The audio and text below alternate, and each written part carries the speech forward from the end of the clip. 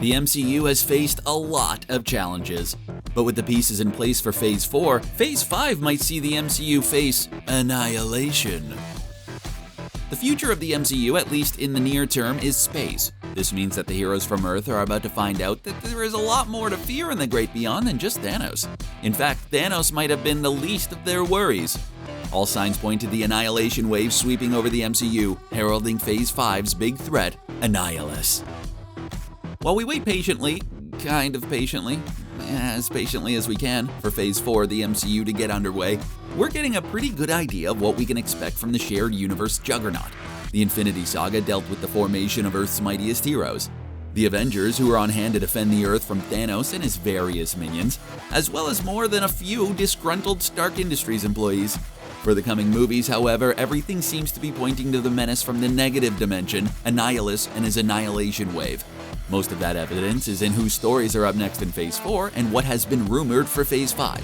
There's plenty of action left to happen on good old Earth. Falcon and the Winter Soldier will face down Zemo. Shang-Chi will face down the Ten Rings. Wakanda might end up facing or teaming up with Atlantis, and Hawkeye will take on a student. But as you go down the slate of coming films, one thing becomes clear: the future is in space. Jane Foster will be slipping the surly bonds of Earth and become the God of Thunder in Thor: Love and Thunder, the only Avenger to get 4 solo outings. Good job, Thor! Whatever James Gunn has planned for the 3rd volume of Guardians of the Galaxy is bound to be, well, out of this world. Doctor Strange won't be going through space the traditional way. He'll be skipping out of this world in his own way via the multiverse.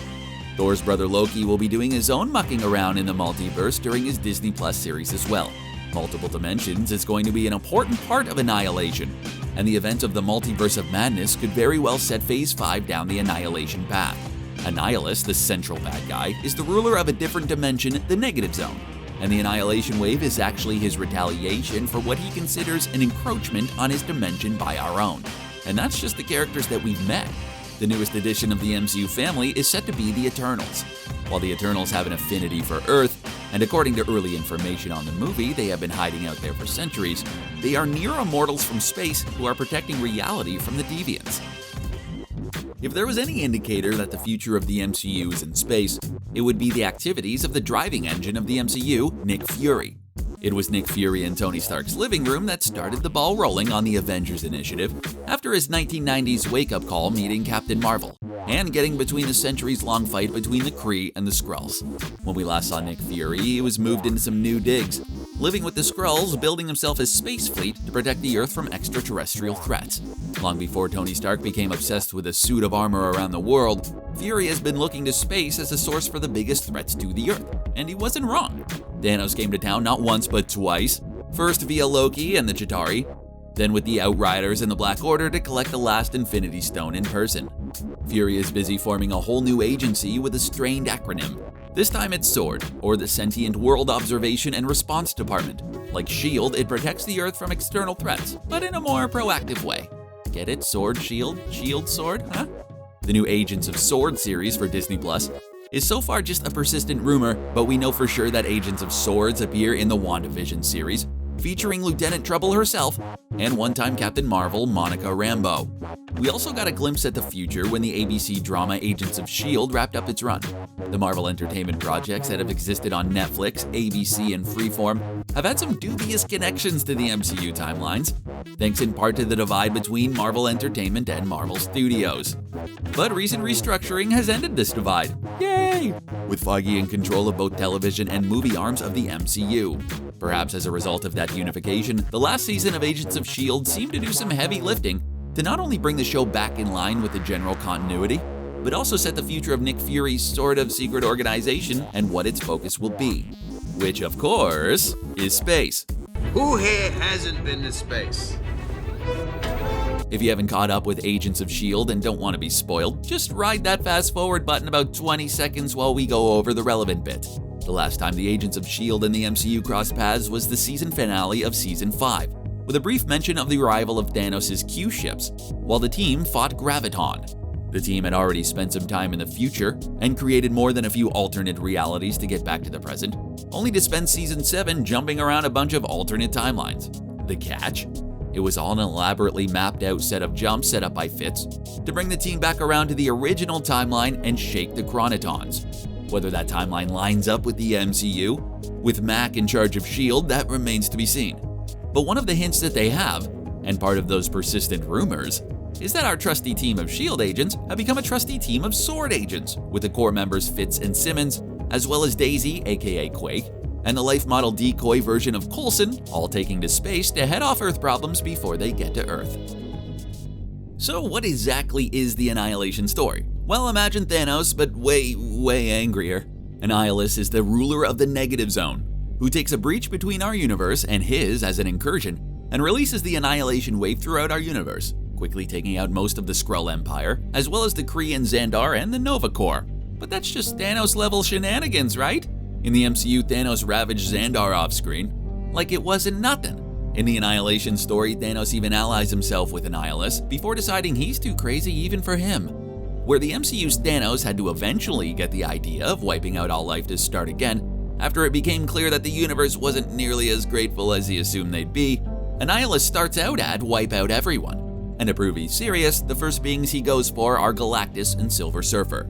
The result is a strange bedfellows situation where various members of the Guardians of the Galaxy team up with Richard Ryder as Nova, the Super Skrull, and Ronan the Accuser, with Thanos eventually turning on Annihilus as well. With the help of more than a few retired and active-duty heralds of Galactus, Annihilus is forced into a ceasefire, still holding a fair amount of Kree territory. With all of the space-borne MCU characters stepping up, and with Earth's mightiest heroes in a bit of disarray, this leaves Earthbound heroes time to recollect and build up new members while the space side of the MCU takes center stage.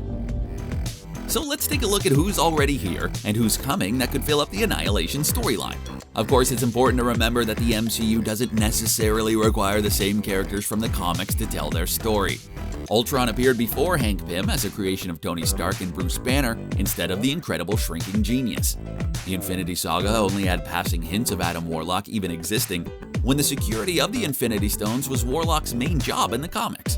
So the first glaring omission is obviously going to be Thanos, who has died in two different timelines. 2019 Thanos was killed by Thor when the Thunderer decided to take the Mad Titan's aiming advice, and 2014 Thanos jumped ahead to 2023 only to get dusted by Iron Man.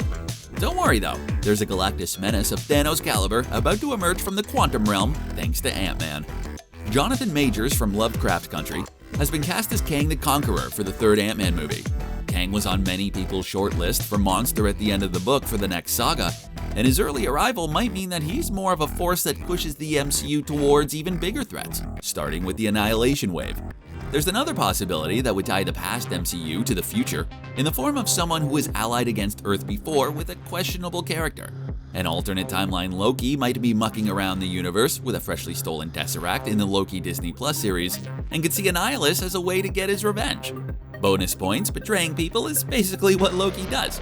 And who wouldn't want more Loki? It could even set up Kid Loki for the young Avengers.